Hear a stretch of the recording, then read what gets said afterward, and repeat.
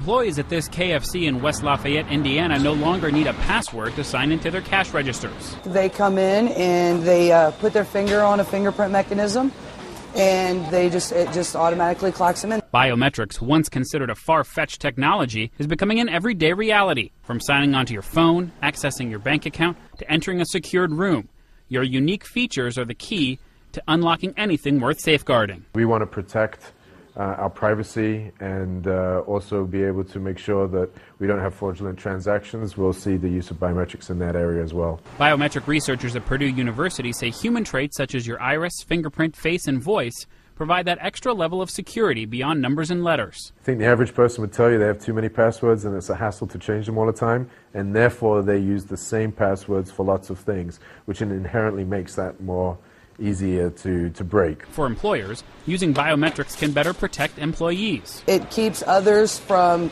trying to get into their registers or log in or clock themselves in or out by using someone else's number.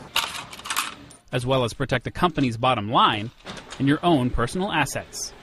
Noel Wagner, The Associated Press. I do agree with the video. I do believe that biometrics is increasing the technology of businesses and the globalization of industry, and I think that biometrics tracking not only does it make it easier for companies, but it also makes it easier for personal uses at home and for the average consumer. I think at the same time, yes, it does help with security. On the other hand, I think it does invade people's privacy, and they don't really acknowledge that in the video, and I think that's something that you have to consider with having that much information regarding an individual.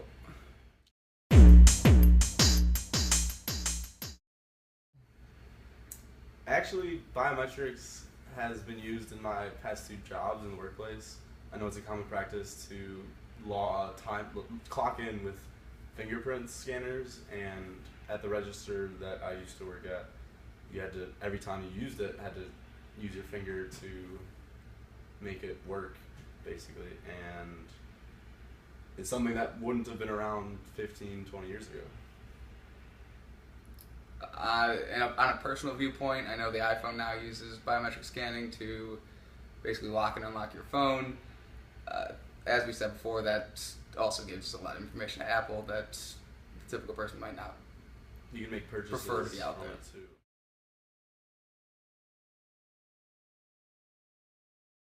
Be more common practice and people will get used to it.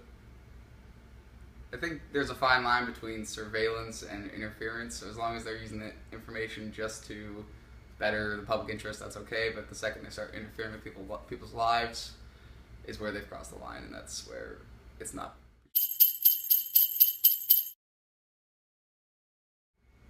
I think eventually the technology will be so well that you'll be able to walk into, let's say, a grocery store, and they'll just say, "Hi, customer," and they'll have all your personal information and know what you like, and they'll be better able to get you the products faster.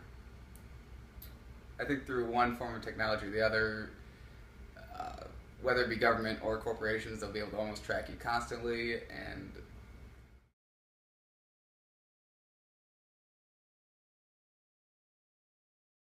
I think Congress does have a place in protecting consumers from abusive business practices. At the same time, all consumers are entering into a contract with that business, and that's just something that they have to tread carefully and think for themselves with.